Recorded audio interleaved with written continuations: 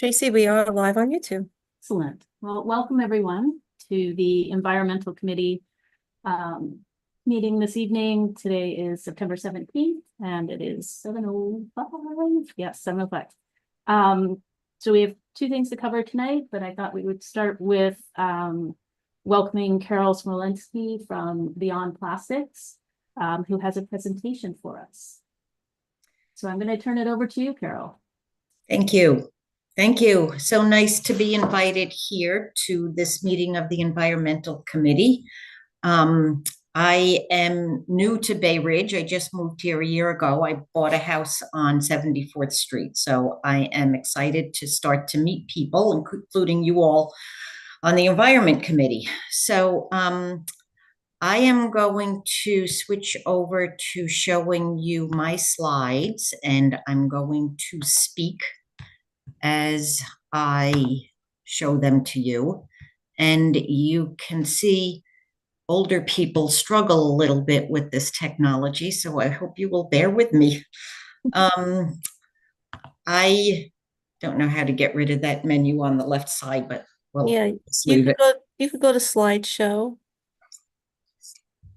New slide. At the top bar, do you see it all the way? It's next to animations. Slideshow. Try it. It says, okay. Oh, there we go. Okay, and you could just X out of that. Yeah, okay. Thank you. You're welcome. Okay. So I am here on behalf of Beyond Plastics, which is a nonprofit organization that works to end plastic pollution all over the country. And I'm here to talk about the Packaging Reduction and Recycling Infrastructure Act. Yes, I'm afraid that is in fact the name of the legislation we're asking for support for, but we can just call it PREA for short. It's the acronym. Here's what I'm going to talk about in the few minutes that I have. I want to show you how bad the plastic pollution problem is that we have, the size and the scope, and how expensive it is for us taxpayers, and how bad it is for our health. Because I want to do all that to set the stage for making sure on the same page, talk about how serious it is and why we need PREA, the Packaging Reduction Act. I know it's a lot of ground to cover in a few minutes, so let's see how I do. I got very passionate about this issue a few years ago. I had retired and COVID struck right around the same time. I was living in Park Slope at the time, and I would take these long walks to the Gowanus Canal. Why? Because nobody walks to the Gowanus Canal. So I was alone, no chance of catching COVID over there. But what I became very aware of was the mountains and mountains of trash that New Yorkers produce every day, because much of it ends up near the canal before being shipped off to incinerators and landfills. So that was very striking to me. I'm not mountains of trash. And the other thing, of course, is that probably like you, I'm constantly dealing with all of the plastic that comes into my life every day, really. I bet we all can trade stories about ridiculous things that have come, delivered to our houses, wrapped in plastic wrap. My best one, my, top one on my hit parade is I ordered paper bags, lunch sacks, they came wrapped in bubble wrap. I didn't need my paper bags wrapped in bubble wrap. So I'm going to just talk about how plastic is everywhere. And I have this slide here, partly because the other reason that I got all involved was that my husband and I years ago were driving around Staten Island, and we walked onto a beach just to check it out. And it was completely strewn with plastic straws. It was disgusting. And since then, I haven't been able to use a straw because, ew. This is a picture I took on Coney Island. This is a picture I took in Rockaway. I'm one of those people who goes around taking pictures of trash. Yes, it's true. And I have not yet done this in Community Board 10, although just today I called 311 about a trash pile. Well, I don't have to go into that. Anyway, it's everywhere, as you probably know. It's in our supermarkets. And I show this because everything now is in plastic. It used to be when you went to the supermarket, you just bought the stuff. Now, when you go to the supermarket, your stuff is in plastic and you have to bring the plastic home with you. And this graphic shows you the data behind those pictures I just showed you. The production of plastic has just skyrocketed in the last 20 years, and it's projected to get much, much worse in the next 30 years. So I'll just leave that up there for a second. You know, most of you can remember 20 years ago, we were able to get by with less plastic than we have now. It was fine. But yeah, so we're going to have more plastic in our lives coming up. So New York, oops, let me go back. Let me just leave it. New Yorkers generate, there's a few statistics. I won't do too many of these numbers because they're a little bit mind-boggling. New York State generates about 17 million tons of solid waste every year. 3.8 million tons is packaging. It costs state taxpayers and consumers $630 million per year to manage this. About a third of the packaging is plastic. In 2024, New York City Comptroller's report showed that disposal of waste, meaning transportation to incinerators and landfills, cost the city over $506 million that 1 year. Hundreds of millions of dollars each year are spent by us, the taxpayers, just sending our trash somewhere. Plastic never goes away, it just goes somewhere else. Most plastic is not recycled. Only about 18% of packaging is recycled in New York. It ends up in landfill, where it will exist virtually forever because it does not degrade. It breaks down into tiny particles, some of which you can see here on the screen, but it never undergoes an organic process, which basically sends it back to the earth. It will always exist. Or it is sometimes burned in incinerators, spewing toxic chemicals into the atmosphere. Or it ends up in our waterways, the oceans, rivers, streams that go on this canal. No doubt you have seen photos of animals, sea life often being smothered by or ingesting plastics. There's some kind of very famous photographs, which I didn't include here. So as I said, plastics are everywhere. So I'm going to give you a little primer on what plastic actually is made of and why it's bad for us. Plastics are made by combining fossil fuels, oil and gas basically, and chemicals. Many of these chemicals are highly toxic. They include things like formaldehyde, lead, mercury, cadmium, and many others. Plastic packaging contains up to 16,000 different chemicals, which have been identified. At least 25% of them are known to be toxic to humans and the environment. And many of them have not even, in fact, ever been studied. So we don't even know what they are and what their impact is. So as I said, the thing about plastic is that over time, it breaks down into smaller and smaller particles. First, microplastics, which can be the size of a grain of sand, and then to nanoplastics, which can be a fraction of the size of a blood cell. And in this picture, the squiggly ones in section D are microfilaments, which are shed by synthetic fabric, upholstery, carpentry, carpet, and the clothes we're wearing right now. I like this picture. This shows you how awash we are in plastics and the chemicals that are used to produce them, but we don't really see them. The picture shows a microfiber that is hitched a ride on a snowflake. Mm-hmm. And then this picture is amazing. This picture is an insect in Adirondack State Park in upstate New York in January 2023, completely coated in microplastics, though the park is nowhere near a manufacturer, recycler, or dumping site for plastics. In rain and snow, and as dust swept up by the wind, microplastics are distributed to literally every part of the earth. They have been found at the top of Mount Everest and at the bottom of the Marianas Trench. As I keep saying, they are everywhere. And now there's a lot of data showing that they are in our bodies as well, because they're so minute. They are actually now found throughout our bodies. Everywhere researchers have looked for them, they have found them. And this list of dates is the dates of the research study that confirmed that nanoplastics were found in these parts of the human body. Everywhere they look for them, they find them.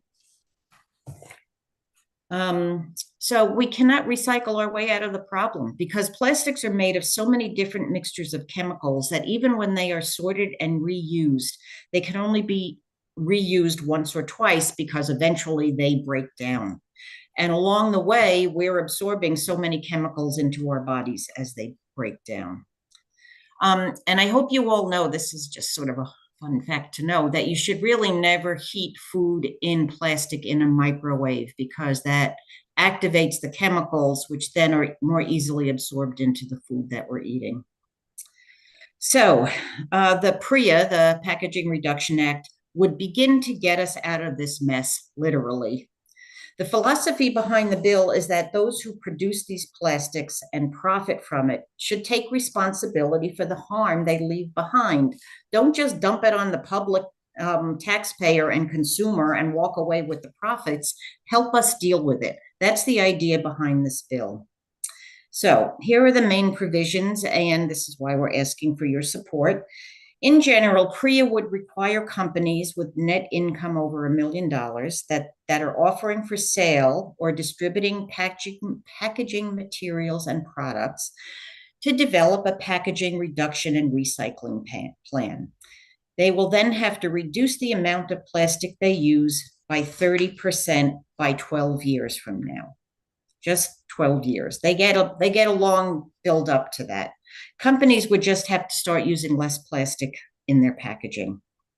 It would also require that by 2052, a really long time from now, all packaging, including plastic, glass, cardboard, paper, metal, all those things that we can currently recycle, must meet a recycling rate of 75%.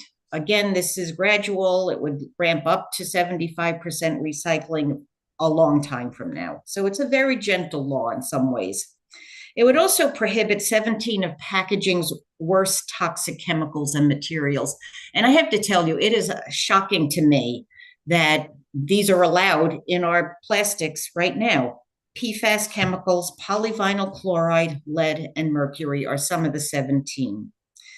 It would also prohibit this harmful process, which we could talk about if necessary, but maybe we don't have to, something called chemical recycling, which is not recycling at all. And finally, it would establish a modest fee on packaging paid by product producers, especially with new revenue going to localities to increase municipal recycling rates. Municipalities are already paying a ton to manage all of this trash. The bill would give them a small amount of money to help them do a better job. So what it would accomplish, of course, is by saving tax dollars, by shifting the cost of dealing with packaging waste from taxpayers to the companies responsible for creating it in the first place.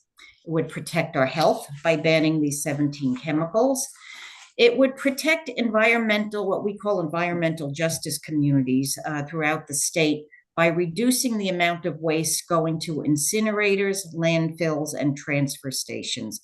And by that I mean that environmental justice communities is the term that we use to identify places where all of our trash goes and then spews stuff. Very often it is communities of people of color, or poor people, or people who don't have the wherewithal to be able to object to those things being placed in their community. Also, this would slow climate change by reducing climate warming emissions that come from creating plastic. Haven't even talked about how creating plastic is a huge polluter, transporting it, and managing its end of life. So I want you to know that most people support reducing the amount of plastics in our lives. These numbers are based on a national poll by this organization, Oceana.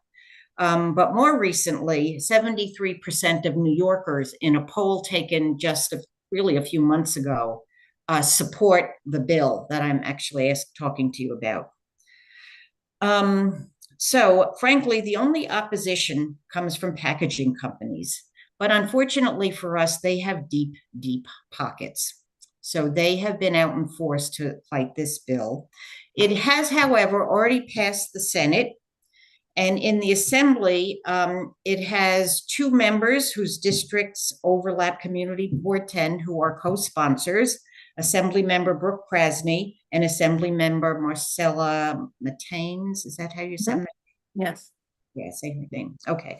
So we are hoping that this will get over the finish line in January when the legislature reconvenes. As I said, the Senate has already passed it. It's also, I see it as a common sense approach to gradually reducing plastics in our lives and to eliminate toxic chemicals, at least to start down that path. So I am asking for the community board to pass a resolution in favor of the legislation. And I am happy to talk to you, answer any questions that you guys might have. And I have a sample resolution if you want to see it. Thank you, Carol. That was great. Do we have any questions, Larry? Larry? Do any of the manufacturers have plants in New York? We could always say if they can just pack them and move somewhere else. Do any of the, Well, where is the plastics manufactured? I mean, frankly, most of them are manufactured in places that we refer to as Cancer Alley, like on the coast in Texas and Appalachia, because the production of plastic is so polluting that it's really pushed into certain areas. So no, not the production is not taking place here. Yeah, Carol, how many assembly members are on the bill? You said two in Board 10, but Yeah. overall. We have a majority of Democrats who are co-sponsors, and it would have passed if Carl Heastie had brought it up for a vote this year. I see. Okay. Elizabeth Edmonds has her hand raised. Elizabeth? Hi, thanks for the presentation. I have a pretty naive question. You showed the thing in the supermarket with all of the cut up fruit or whatever, and I mean I'm opposed to plastics, pro recycling, reduce our waste as much as possible, all those things. What would be the alternative for something like that? Like, what is Well, what can be done for something, or is it really like more like bring a glass jar? I don't know. I'm I'm not educated on that issue. Yeah, I know. And it's a good question. It's not naive because we all struggle with. I mean, obviously, plastics makes our lives easier, right? If it didn't have that whole darn pesky toxic downside, it would be great. But the way the bill is written is to not dictate to industry how to replace the plastic. I mean, there are examples of it being done in paper. You come home with Chinese restaurant containers, which are cardboard coated on the inside. And I know that in Europe, they have come up with solutions for replacing plastic because they're way ahead of us in some ways. So I can't tell you exactly how it's done. I do know that it is done. It sounds good. Thank you. Yeah. I mean, I think, when I saw that there was a presentation, I was like, oh no, is this going to be like a corporate lobbyist with a fake bill? It's my first. No, they do but have a fake bill, I though. appreciate how earnest and genuine you are on this, Well, and thank you for presenting. And because I mean, we do love our plastics, right? But we don't have to have as much as we have. My paper bags that came in plastic wrap, the T-shirt I ordered from Joe's Barbecue in Kansas City came wrapped in plastic wrap. It doesn't have to. To me, it looks like 30% could easily be reduced. I mean, I'm just very passionate about it. Thank So you. Carol, you said you had a sample resolution? I do. And if I could figure out how to put it up on this, I probably can't put it up on the screen now that I know how to share. That's something we'd have to Stop share. Okay, We now would I have to, we don't have to do do it tonight. I mean, we could, or Oh, yeah, well, if we're I, gonna meet yeah, again in 2 weeks. here So, it is. yeah. This You- was shared by, it was passed by a different community board in Brooklyn. I've now started my path. I'm starting with you guys, but I'm going to be talking to a lot of community boards. Sorry, I can't talk and do that at the same time. No, that's fine, Carol. So what I would say is it doesn't really have to be tonight. You could send it to us. The Okay. committee is actually meeting again. Members don't know this yet, but we're meeting again in 2 weeks because the Department of Environmental Protection has asked us to convene a meeting because they're doing some work at the Owl's Head sewage treatment facility, Oh, and they have asked us for a presentation by the end of the month. So it was too soon for this meeting, so we're going to be meeting again. So if you could send us the, sure. What is um, the best way to send it? Should I just send it to you, Josephine? yeah, send it to me by email, and then I'll disseminate it to the committee members, and we'll put it on the agenda so everyone will have a time to read it, and then we could debate and discuss it in 2 weeks, if that's okay with you. Sure. Yeah, great. That sounds great. And then you could also get back to me with any questions you have about anything. Absolutely. And of course, you're always welcome to join us since you're a Bay Ridge resident. You're always welcome to What are you going stop to talk by the about? office or, What are you going yes. to talk about after this? Actually, after this, we have another agenda item about a brownfield cleanup on 89th and 5th, the future location of a K-5 public school. Oh, so interesting. Yes. I actually I would love to do more with you guys because I have a lot to say about a lot of things. Thank But you. we won't do it tonight. Okay, very good. All right. Well, thank you for listening to me, and I hope we'll be in touch. I will definitely send you that resolution, and then we'll take it from there, right? Very good. Very Right. good. Thank you, Wonderful. Carol. So Thank you much, so Carol. much. Really appreciate it. Okay. Thanks. Bye. Goodbye. Okay, so Tracy, so the second item on the agenda is regarding the brownfield cleanup, which the board had a presentation back in April.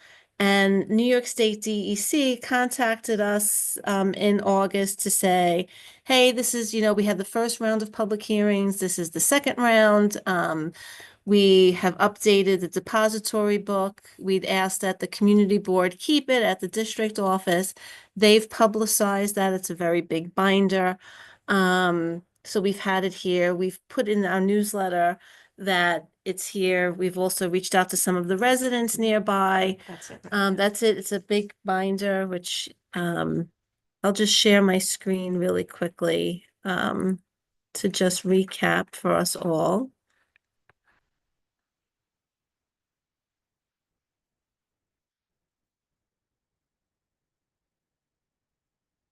The new information that's come through, has it changed much? Nothing since has then? changed. Nothing has changed. No, Okay, well, that's nothing good. has really changed. We met back in April. The lot was formerly used as Santander Bank. And lot 39 was used for construction storage, but it had a historical use as a garage with gasoline tanks and auto repair services from 1926 to 1977. So the proposed interim remedial work is the demolition of existing structures, the excavation, support, and removal of the drainage system, suspected underground storage tank, and oil water separator on lot 39. The excavation and removal of petroleum was not too deep. If you recall, they said it was about 10 feet deep. The application of a chemical oxidant to degrade residual VOCs, backfill with clean material to construction depth, implementation of a health and safety plan and community air monitoring during all work. I recall Elizabeth had asked a question about this at that meeting. What if they detect something and they have this organized plan? They said that they don't expect to have any issues. The site was purchased in August of 21 and was accepted into the brownfield cleanup program in May of 22, and there was supplemental approvals in 24. The SCA at the meeting, who at that time said they would not have purchased a project without the property without environmental due diligence. So I just have some of the slides here. In the information that came in, did the suspected underground tank, did they find anything? Did they mention that? They said there was an underground tank, I believe. Okay, because originally it was like Was suspected Yeah. when I skimmed through it. It's a pretty big Binder. binder, but the remedial action work plan commenced, and the comments, if we wanted to provide any comments, would be due September 27th. So here's a picture of the binder. It's a pretty big binder, but they had said nothing had changed. But we wanted to just give an opportunity if anyone on the committee wanted to recommend any kind of comments to the state DEC. Have you heard anything from the residents around there? Were there any complaints? So I did hear from one or two residents who had concerns. We shared the link to the meeting in April, Mhm. as well as the link to tonight. I did explain, we could have the opportunity to provide questions. We could promote that again in the newsletter to see if anyone has questions, and we can also share if residents are okay with, we could share their contact information to the 89th Street residents who live, there's a couple of blocks. And businesses too. And of Lucille course, Roberts, you're right, they yeah. got their Lucille Roberts is closed. Post office, they have closed, Yeah, Yeah. good, yeah.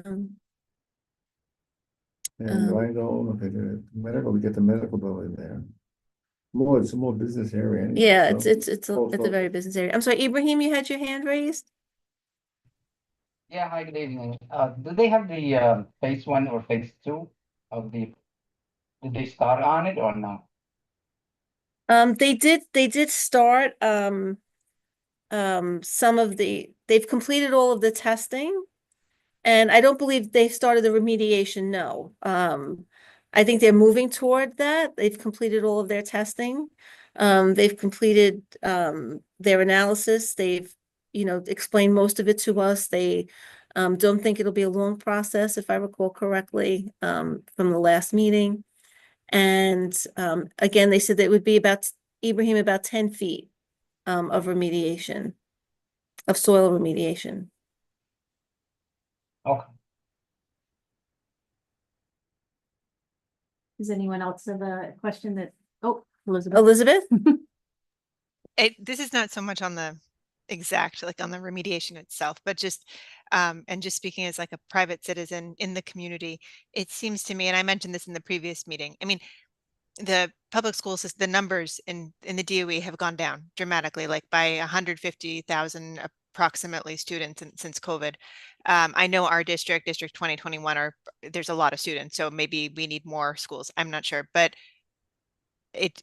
I think that we should push back a little bit on precise locations of schools in the future, because this is, it seems, I don't, if there's a school there, then students will go there. And I can imagine better places, that might be more amenable. We've built a lot of schools recently. This is a positive thing, but on a brownfield site, especially with a pre-K center, is concerning, and I think that the parents who are going to be zoned for that school are probably, when they investigate, and they're not sitting, they have 3-year-olds, so they're putting their 3-year-old to bed right now at 7:30 at night. But when they learn about this in 2 years, when their kid is zoned for that school for kindergarten, I'm not sure how they're going to feel. So that's just my 2 cents on that. I feel like I would like to review the giant binder, but I'm not sure I would understand what's in it.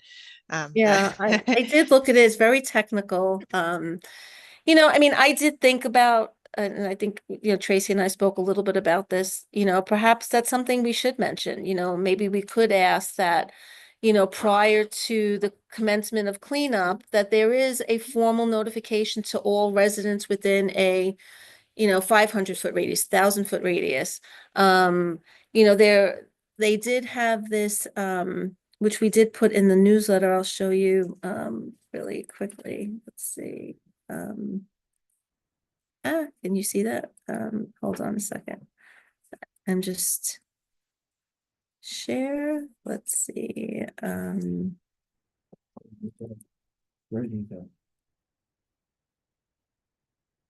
And I don't mean that as like a critic. I mean, I think there's been sufficient publication. It's just whether people are actively following, and Yeah, thinking about it is all I'm but saying, I always feel, and I say this often, that we're firm believers in public notification, but I think there's something to be said for a certified letter or a hard mail, notification to homeowners there that will then have this information. They can have a decision. They can sign up for the DER email listserv.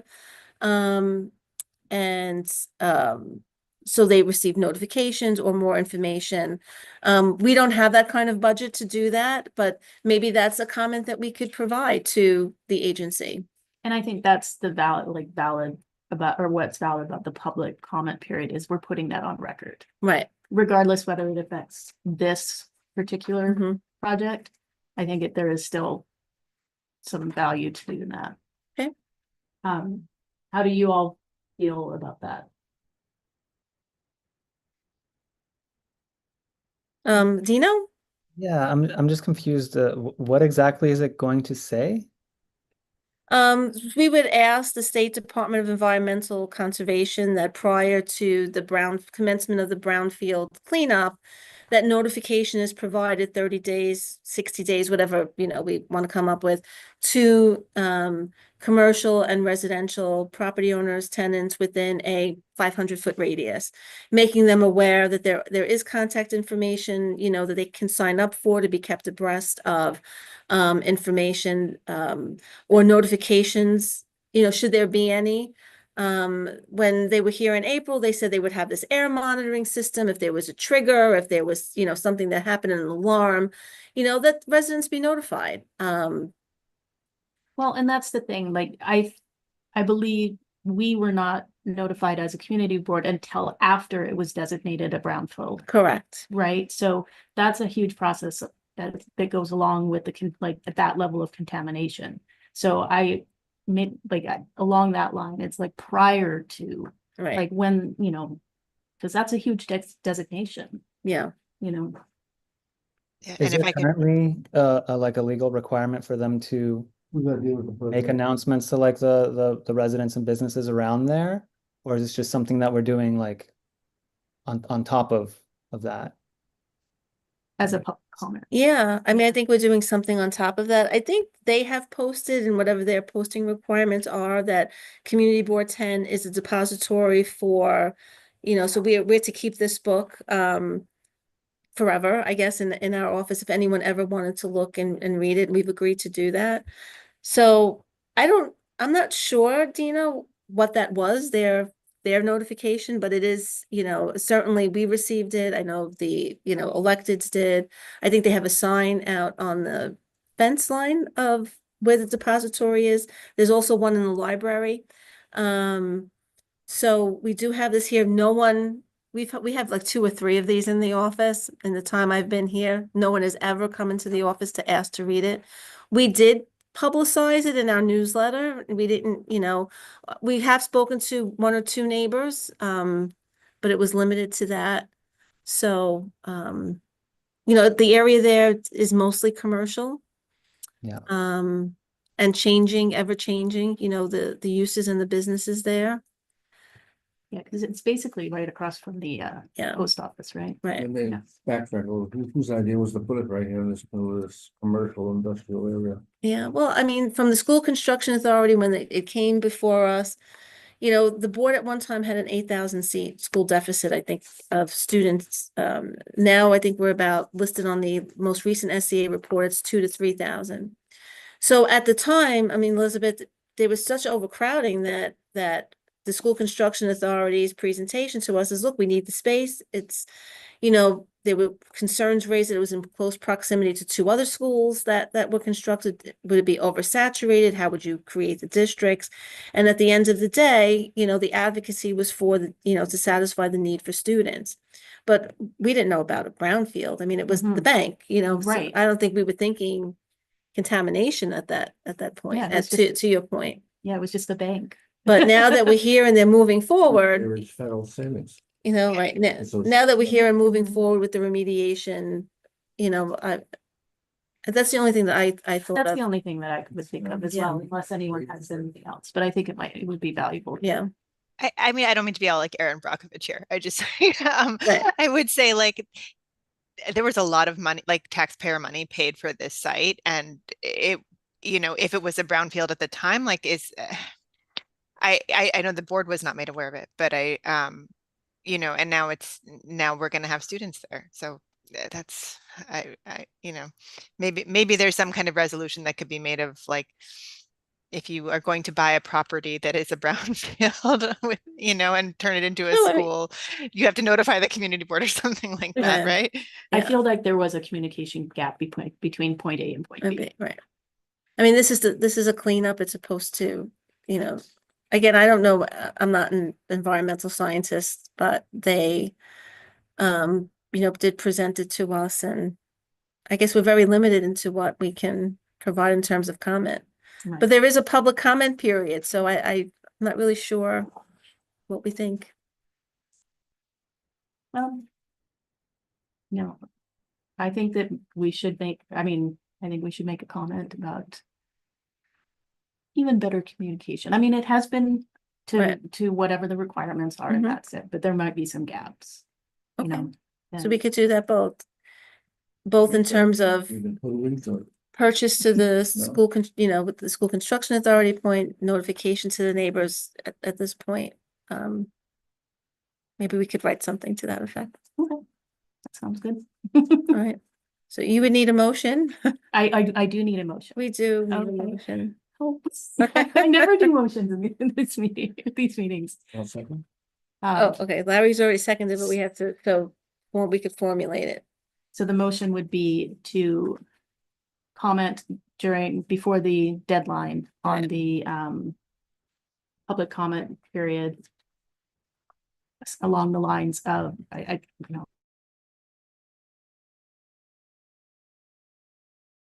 not gonna Right. get it formulated on it, but along the lines of, there has been concern over the choice of the gets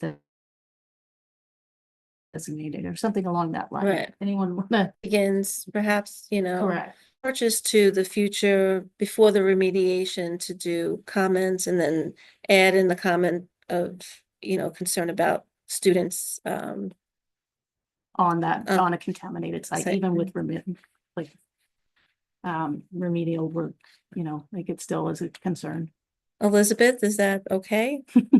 I think that's fine. I mean, I want to be clear, like, I don't see it. It seems like they're cleaning it up. Like, that's fine. Right. I think that's Yes. good. It's just one of those things that as a parent, you're going to go, oh, like, is that a desirable, right? So I think that in the future, it'd be better for us to know that up front. But it does Yeah. sound like they're doing everything they're supposed to do, as far as I know. And I feel people should, we should, it's, they're trying to be transparent, but Mhm. we want to make sure that people are aware that there is a place where you can look at the plans. There is a place where you can contact state DEC. I have that information. We can share it out as best we can, but, I think the more we communicate, the better, Mhm. is my only point. I just want to add real fast, like I'm not against this whole thing. Like this is great. We should communicate, but I don't want people to kind of like get scared about what's in that site, have like fears over unsubstantiated fears basically because of this statement, because they are doing remediation, they're cleaning it up. And I mean, they're doing this all over the city. If you go to Gowanus or Greenpoint, it's the same. It's way worse over there. Those are like super fun sites. Right. And people are living on top of that 24/7 now. And this is contaminated, but it's not a super fun site. It's not like something crazy. So I don't want people to misconstrue this statement for something that they should be overly concerned about. Well, That's maybe all. we can add in that, like that we recognize the amount of work and remedial that they're doing at Right. that site. Like The assurance, The they assurance did have that they- assurances of safety. No, you're right, Dino, to your point, there were many assurances of safety from the process to the cleanup to notification. Mhm. And they were pretty, straightforward with us, Absolutely. about it. So maybe we can add something like that kind of assurance. Yeah, to it we could as well. definitely add that, that's a good point. Yeah, Thank you for Very this. good. Okay, Okay. so do I have to? So you did, you made it, and Larry seconded Made it, it, so we seconded. just, we need a vote, all in favor? Okay. Very good. Any opposed, abstentions, recusals? All right, that's it. So we're done. Our agenda is, your agenda's complete. All right, well, Yeah. thank you, everyone. All right, Appreciate your team. time. Thank you Have a so good- much. Have a good night.